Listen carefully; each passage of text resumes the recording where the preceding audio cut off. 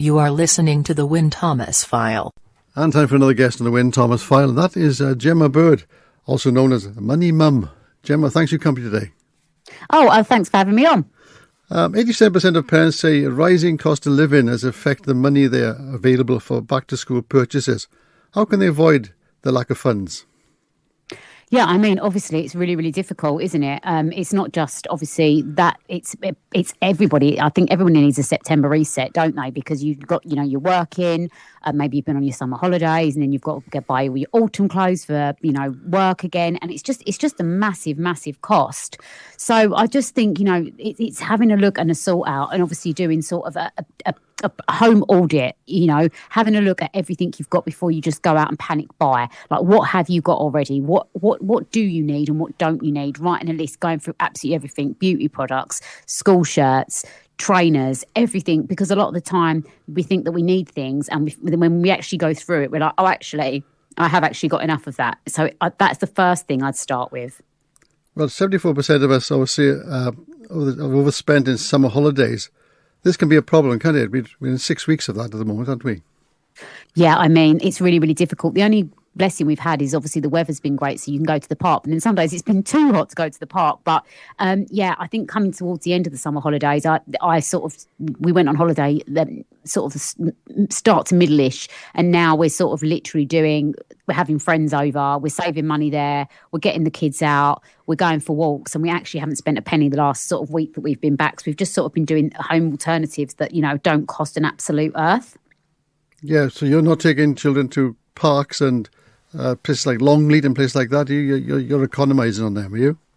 Yeah, because we've had our big holiday, which, they were so grateful for, and we was really blessed and lucky to go away. So I just, it's not an endless pot, is it? They've had a fantastic time, and we're just sort of, they love having their friends over. I think kids love playing with other kids, don't they? Yeah.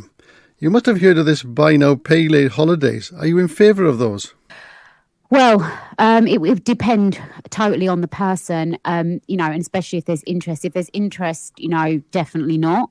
If there isn't, and you're really, really good with your money and you write it in your calendar and you know that you're going to pay it on that time and you can spread the cost, then great, do it. But if you're one of those people that is not going to do it, and when you come out of the interest-free period, if there's an interest-free period, you're going to get hit with charges, then I would definitely say don't do it. Put it in a pot yourself at home, save it up throughout the year yourself, and then... And buying school-owned brands doesn't help, does it?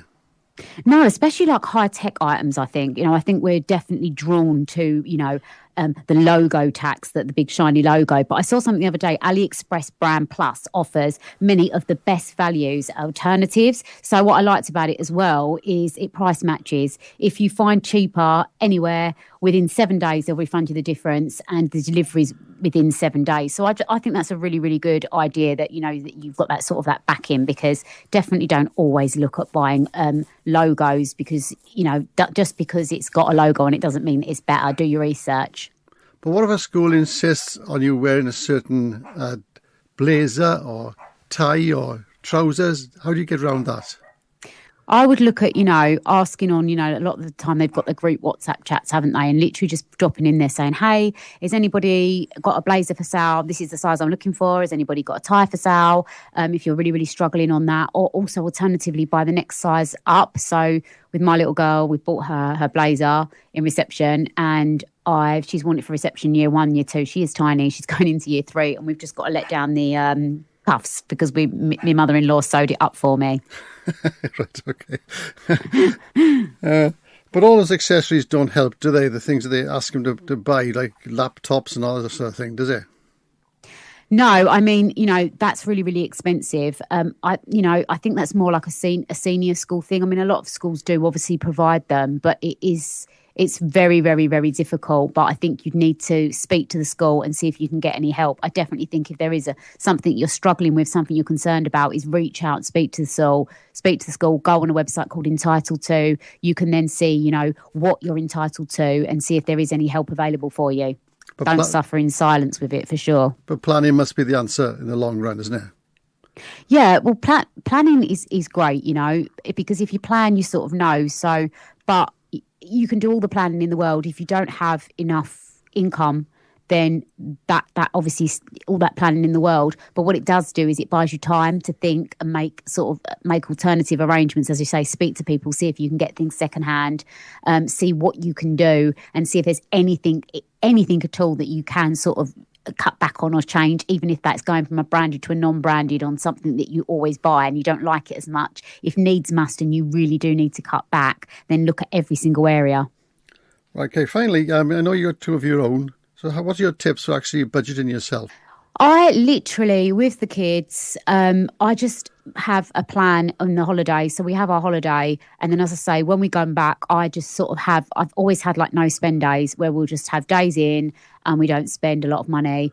And I try and just sort of say to myself, when they're off, I know I'm going to spend a bit of extra money, but the last couple of weeks, once they've had a lot of fun, I do tend to just try and not really spend much on activities. So, for example, going to like trampoline parks or things that I know are going to cost me like £50 just for like a couple of hours, I will say to a friend, look, you know, it gets out of hand. Why don't you come over? We've got a trampoline in the garden. The kids can go on that and they can all play. So I try and sort of do things where I'm always finding an alternative.